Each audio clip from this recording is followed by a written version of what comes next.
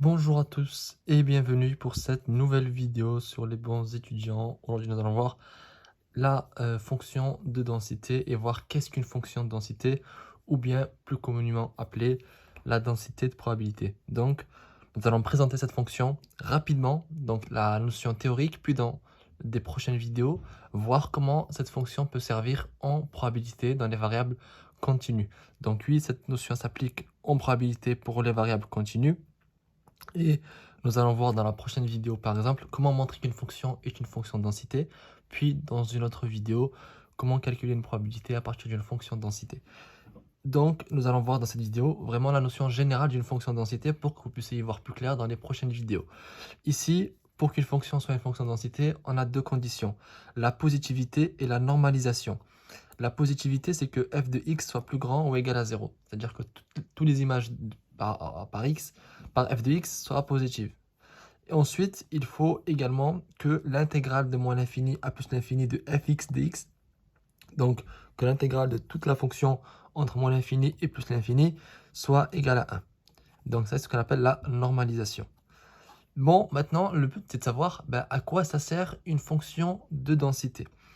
Par exemple, j'ai affaire à une probabilité et je souhaite calculer la probabilité que x se trouve entre a et b. D'accord?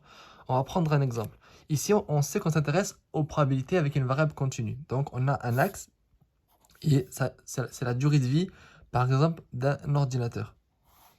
J'ai envie de savoir quelle est la probabilité que cet ordinateur que sa durée de vie soit entre 5 et 10 ans. Donc là, j'ai ma probabilité, j'ai ma fonction de densité qui est là. Et le but, c'est de savoir en fait l'air qu'il y a entre ça et ça. Quand je cherche la probabilité qu'il y a que l'ordinateur ait une durée de vie entre 5 et 10 ans, alors je vais calculer la probabilité que x se trouve entre a et b. Et pour cela, en fait, je vais tout simplement calculer l'intégrale de la fonction de densité entre a et b. Donc, ce sera l'air qui se trouve ici, sera égal à la probabilité que l'ordinateur ait une durée de vie entre 5 et 10 ans. D'accord? Donc ça, c'est la fonction de densité, elle permet de calculer une probabilité, tout simplement. D'ailleurs, nous allons faire une vidéo où nous allons calculer plusieurs probabilités avec une fonction de densité, et pour que vous puissiez voir comment on applique justement la fonction de densité dans un cas vraiment mathématique et concret. Ici, vraiment, je vous dis juste qu'elle sert à calculer des probabilités, la probabilité que x se trouve entre a et b. Et pour calculer cette probabilité-là, je calcule l'intégrale entre a et b de la fonction de densité. Maintenant, avant de terminer cette vidéo, il faut qu'on voit une notion qui est absolument primordiale à connaître et à comprendre, c'est la notion de fonction indicatrice.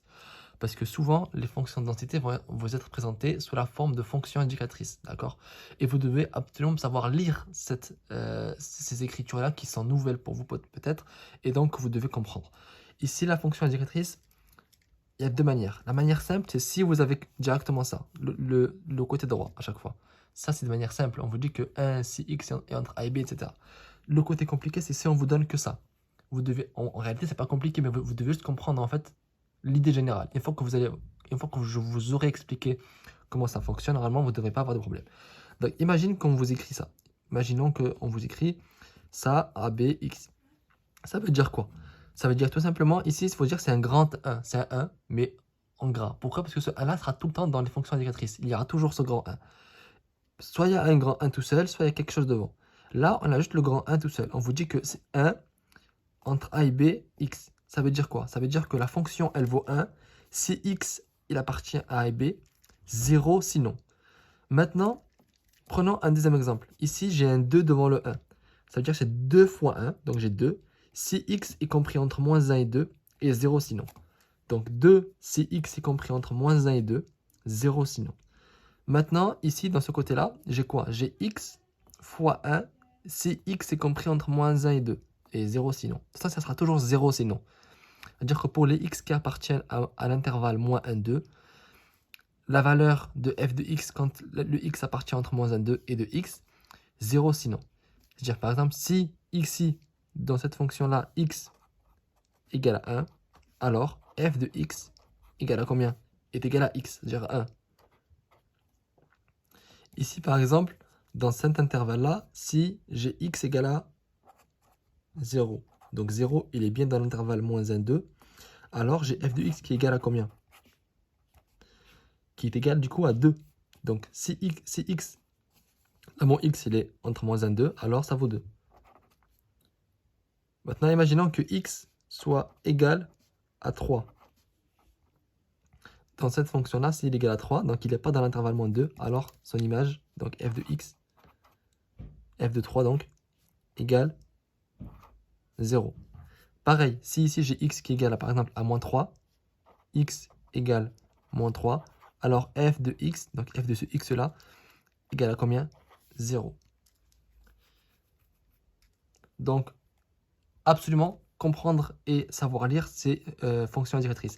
Il faut toujours voir ce qu'il y a devant le 1. Il y a toujours un 1. S'il y en a un, ça veut dire que ça vaut 1 si.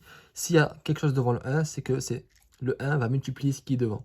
D'accord? Donc, faites bien attention à la lecture des fonctions indicatrices puisqu'elles vous seront très importantes dans les prochaines vidéos, dans les prochains exercices que nous allons voir ces notions primordiales. Donc à retenir de cette vidéo, les deux conditions que doit vérifier une fonction pour qu'elle soit justement une fonction de densité.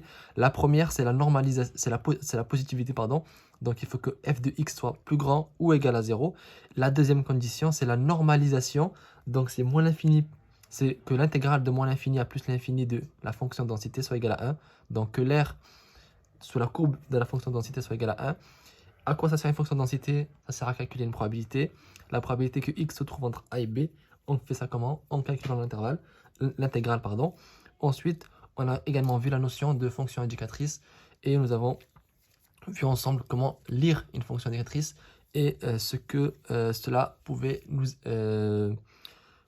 nous apprendre sur la fonction de densité et comment donc calculer les images par rapport à une fonction de densité. En tout cas, je vous remercie d'avoir regardé cette vidéo jusqu'à la fin. Je vous donne rendez-vous dans une prochaine vidéo sur les bons étudiants. Nous allons voir comment montrer qu'une fonction est une fonction de densité. À très bientôt pour une nouvelle vidéo sur les bons étudiants.